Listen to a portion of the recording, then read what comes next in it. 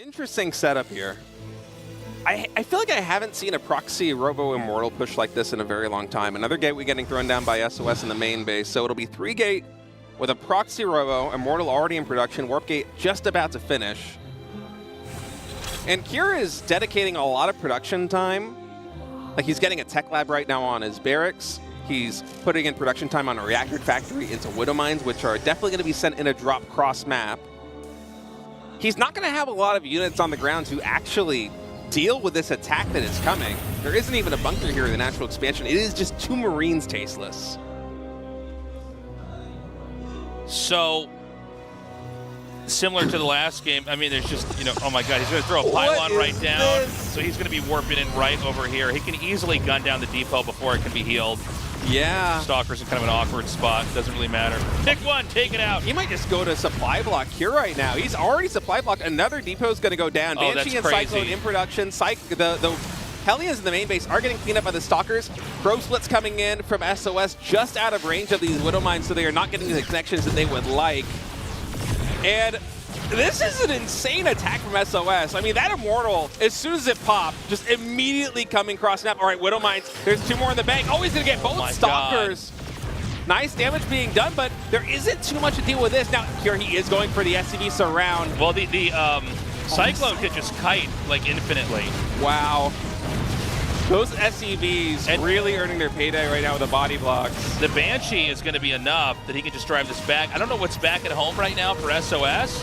I think the strategy is so cool, but I think, you know, the Kira's ability to kind of just manage everything might be slightly better. Yeah. It's been 10 SCV kills to 5 probe kills, so Terran is still hurting. But the rush has basically been shut down. Yeah, and a lot of it goes back to that Widow Mine drop there in the main base. SOS losing both of those Stalkers means that he needed to do his next round of Stalker reinforcements at home, and that he doesn't have Stalkers on the front line to help support the Immortal pushing into the main base and deal with the Banshee and deal with the Cyclone. And so SOS losing a little bit of momentum here, but he's continuing to build up. Adept's going to go into the main base. There are not that many injured SCVs, so SOS just going to anchor his position here right outside the natural expansion. Might use those 2 Zealots to absorb the impact of those siege tank shots and then push in. God. Is he going to go? He is. Adept's coming in, going to focus fire down the SCVs and the Marines. Immortal tagged onto the siege tank. It will fall. The Banshee does fall. The Viking gets taken out, and Kira is bleeding more SCVs. Another big warp in comes in over here. A siege tank on the high ground, but the Stalkers and Immortal are going to shimmy over to the side, and they can target the command center here. This needs to lift off. I think even if it lifts off, it might not get away. The tank unsieges. Kira's going to push down a little bit further. He needs to repair this. Oh, it's solo on HP. You got to lift that one up. The Immortal's going to take it down. Command center falls. And SOS, pulling the rabbit out of the hat, somehow was able to salvage the situation after the initial bust.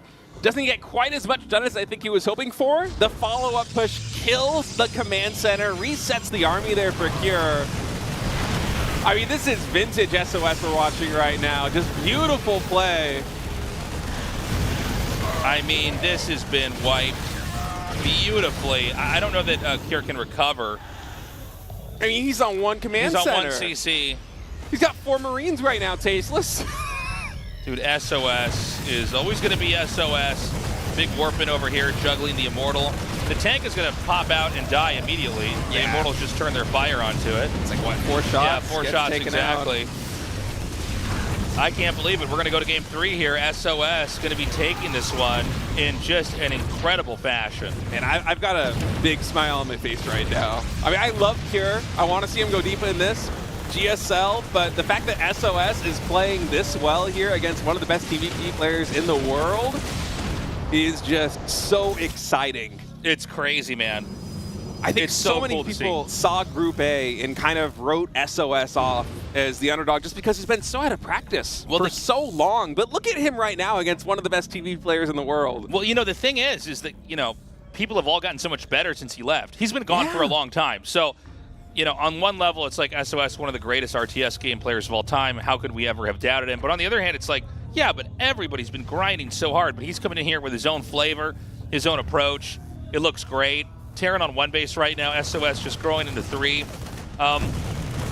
And I think this should be probably the beginning of the end here. I think there's just literally no way that you're going to get anything done. That's it. GG.